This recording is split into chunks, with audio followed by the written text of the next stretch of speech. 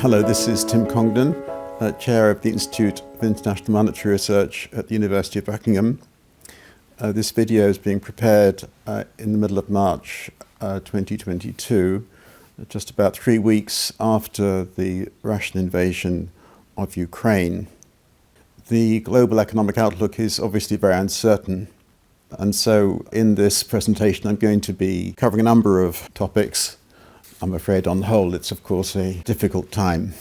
First of all, it's briefly going to talk about Russia, then about American inflation, and then about the European Central Bank and what's been happening to its balance sheet. Russia produces about 11 million barrels of oil a day and exports about 8 million barrels of that lot, and that's vital to the world oil market. It's also the world's largest exporter of gas. Given the horror of what's happening in Ukraine, it's not surprising that the talk is of a complete embargo in due course on imports of energy from Russia. But there are a number of problems with that, and obviously it can't be done immediately.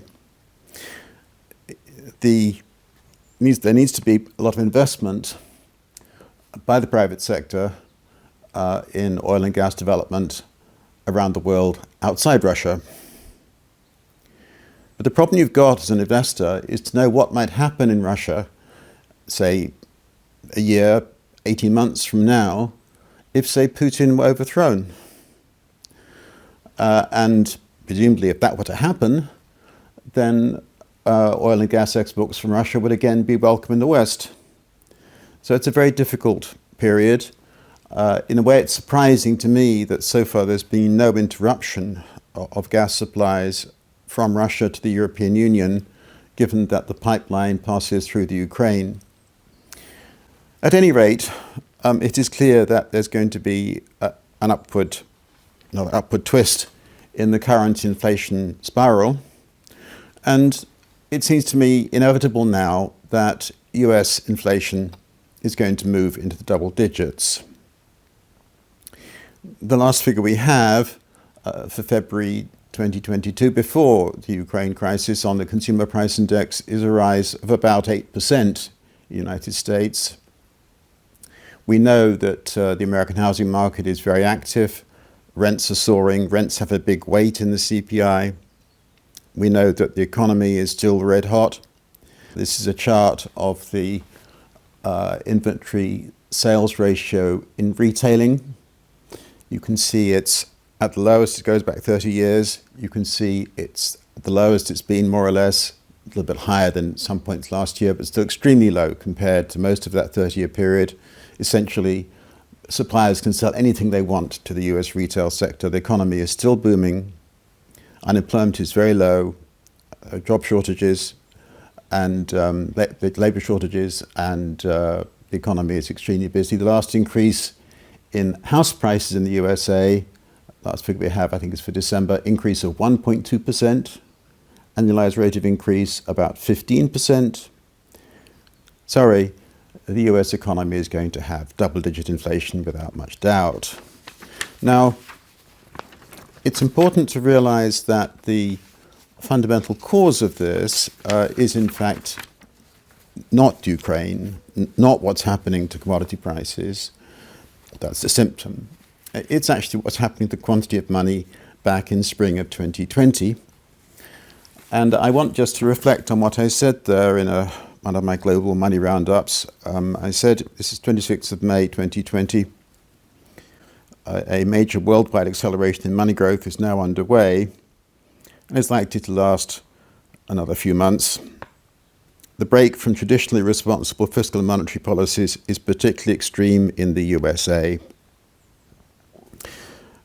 Sometimes you get large changes in the ratio of money to national income, but over the medium term, the ratio of money to income tends to revert to a long-run average value which reflects agents' stable underlying preferences to hold money. Unless the present US money growth surge is followed in the next few quarters by offsetting reductions in the quantity of money, seems most unlikely, indeed didn't happen, the implication has to be that in the USA increases in nominal GDP and the price level, this is a forecast made in May 2020, of inflation in the USA will move into double digits. So it's happened. And may I just say, this is a very clear vindication of the validity of the monetary theory of national income determination. Now, that's all by way of comment on the current rather ghastly situation. I have, much of the last week or two, been working on a project on what's happening to the strategy of monetary policy, I suppose you put it that way, in the European, in the euro area, the Eurozone, and particularly really what's happening to the balance sheet of the European Central Bank. My main message here is that the original model behind European monetary integration, which is very much the model provided by the German Bundesbank, has collapsed. The Bundesbank model has basically been abandoned. What this means in the medium term, I don't know, but I think we have to worry about persistent inflation in the Eurozone as well as the United States. In the Eurozone at present, inflation is 5.1%, less than in the USA, but actually that is the highest figure since a single currency was introduced. Now let's just go back. I'm going to do some history here. Back in the 1990s, there was great admiration across Europe for the German achievement in keeping inflation down, providing a good currency. And this is very much the result of the model of monetary control adopted by the Bundesbank. Effectively, the central bank balance sheet should be kept limited in size. The central bank should not lend to the government at all, and ideally it shouldn't be obliged to lend to companies or commercial banks in a banking crisis. The first two chief economists at the European Central Bank were Ottmar Issing and Jürgen Stark, both German, both Bundesbank background. And what we saw in the first 8 years of the single currency from 1999 to 2007 was adherence to the Bundesbank model. So this shows you the assets of the ECB in that period. That sums up all of the balance sheets of the national central banks. The red area is lending to banks. There was some of that, a couple hundred billion euros or so, relatively stable. And the blue bit is securities held by the European Central Bank. That including government securities, you can see it's tiny. So the main asset of the European Central Bank at that time was foreign exchange. Now the first kind of brick to be removed from this structure came with the great financial crisis from 2007 to 2011. In the summer of 2007, the global interbank market closed, and the ECB was very adroit, very swift, very successful in telling the banks that they could borrow from it on a large scale. That restored confidence. There wasn't, in fact, immediately very much lending to banks at all, because knowing that, in fact, the ECB was there meant that the European banks could continue to fund themselves from the interbank market. But in 2008, the situation got more difficult, and there was indeed a leap in lending from the European Central Bank to the commercial banks in what were known as the Nonstandard measures. And you can see that in this chart. Jürgen Stark was opposed to this. And although it was essential early on in 2008, late 2008, 2009, from early 2010, he wanted it to come to an end. And through 2010 and 2011, he basically waged the campaign to get those loans to banks reduced. And you can see, in fact, that red bit does tail away a bit into 2011. However, the banks that couldn't then fund their assets forced to sell some of these assets. Some of the assets they sold were government securities, including, for example, government bonds from Greece. The yield started to rise. The yield on Greek government debt moved up towards 10%. People started to worry about Greece leaving the Eurozone. And then in May 2010, you had the ECB being forced, essentially, to buy some government debt. Chancellor Merkel of Germany was forced to do it by three Frenchmen, by Trichet at the ECB, Sarkozy, the president, and Dominic Strauss-Kahn from the IMF. It's over one weekend. And you can see that blue bar starting to move up rather suddenly in 2010. So by the end of 2011, there was a lot of tension inside the ECB. Jürgen Stark was outnumbered. He kept on warning about more inflation. The forecast was completely wrong. Through 2012, there was a recession in the Eurozone, and the worry was not inflation but deflation. This was realized in late 2011, and Stark resigned, allegedly for personal reasons, in September 2011. Now, this was a critical turning point in the development of the Eurozone because it was the effective end of the Bundesbank philosophy of limiting the size of the central bank balance sheet to keep inflation down and also to stop governments from having large budget deficits and trying to fund them from the banking system. Shortly after Stark's resignation, Mario Draghi from Italy became president of the European Central Bank. And his interpretation of the situation was radically different from Stark's. His view was that all around the Eurozone, but particularly in some of the smaller peripheral countries like Greece and Portugal and so on, the banks needed not less non-standard measures, but much more non-standard measures. And in December 2011 and February 2012, he announced huge increases in the availability of what were called long-term refinancing operations, essentially cheap loans to banks across the Eurozone to fund their assets, including, of course, government bonds. And you can see this in this chart with the jump in lending to, the red bit, lending to banks in 2012, 2013. The LTROs were for 3 years. And so when we got into 2014, they had to be reduced. The Eurozone recession continued. Worries about deflation continued.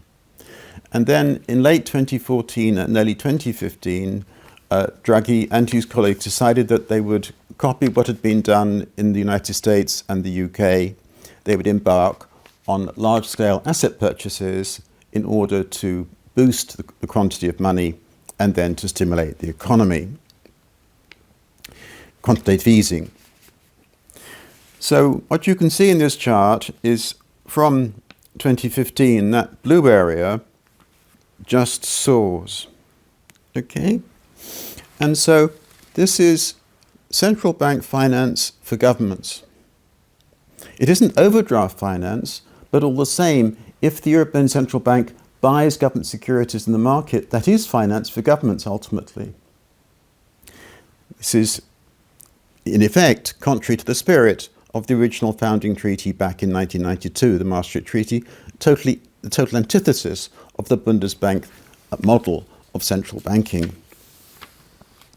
So you can see in this chart how the red bit and the blue bit, particularly the blue bit, kept on rising all the way through to 2018, then they level off a bit in 2019. And Draghi, his presidency lasted 8 years. He's often credited as having saved the Eurozone by the decisions he took. The result was, in effect, to completely rewrite the rule book of central banking in Europe. The Bundesbank model had been rejected. This was really the importance of the infighting, the frictions between Stark and people from other countries in Europe in 2011. And then we come on to Mario Draghi was replaced by Christine Lagarde in late 2019. And very soon there was another crisis, this time from the COVID-19 coronavirus. The way in which European policymakers reacted was not that different from what happened in the USA, UK, Canada, Australia, and so on. It wasn't that different. But again, it involved a complete rejection of the original Bundesbank model on which European monetary integration had been founded, the key ideas behind it. And what has happened in the last 2 years, I suppose, it's about 2 years now since the beginning of the COVID-19 emergency, is further massive buying of government securities by the ECB, which you can see in this chart, so that blue area keeps on rising. And also, there's been less publicity about this, a huge increase in lending to Eurozone banks. I personally am not altogether clear why this lending to Eurozone banks has been necessary, because on the whole, the banks have been not badly affected by loan losses in this period, and there hasn't really been a huge increase in lending because, to some extent, all the uncertainties, people and companies don't want to borrow from banks. Anyway, there has been, look at that red bit, it's also been increasing in this period. What I've done in this chart is to show you, there was that chart of the whole period, the 1999 to 2022 period, and at the end that further leap upwards in the ECB balance sheet.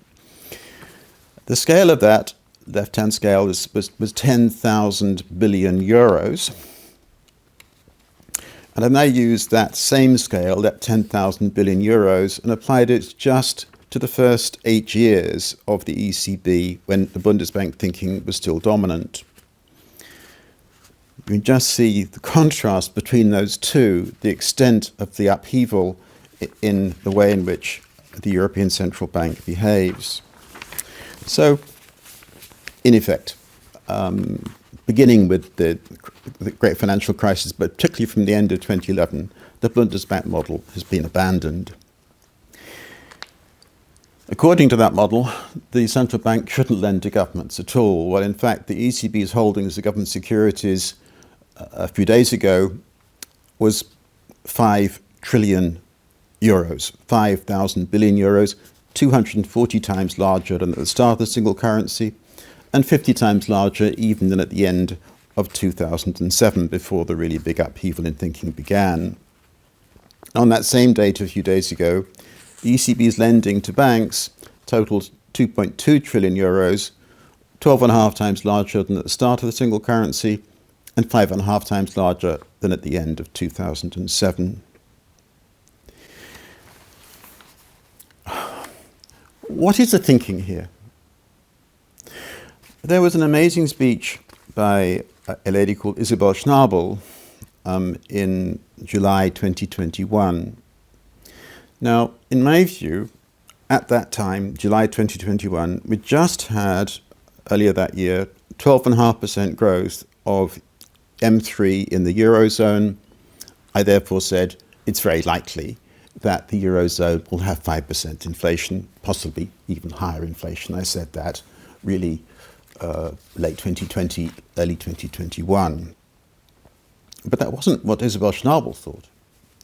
She was worried about the medium-term risks of low inflation, deflation, job losses, and so on.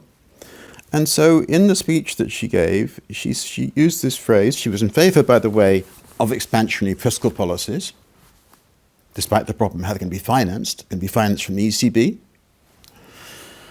And she said that what was needed was to set in motion a virtuous circle of rising underlying inflation and wages.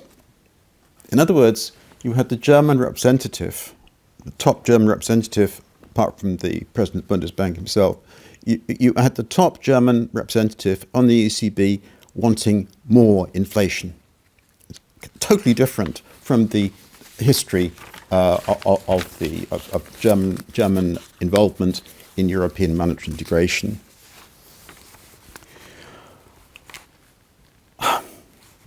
What does one say? We're living in a troubled world. It's well known that if we're going to have monetary stability, we must have a nominal anchor linked to the gold price, fixed exchange rate, or money supply target, something of this sort, a nominal anchor. Money supply target will keep the growth of money down, that'll keep inflation down too. What we have at the moment is a situation where central banks don't really have any organized philosophy of what they should be doing. We are, in effect, in Europe as elsewhere, in uncharted waters without any anchor at all. I'd summarize by saying that we clearly have got, in the next few quarters, the risks of rising inflation, partly because of what's going on in the Ukraine with Russia and so on, but also these problems reflect the lack of coherent thinking on monetary policy in the leading central banks. Thank you.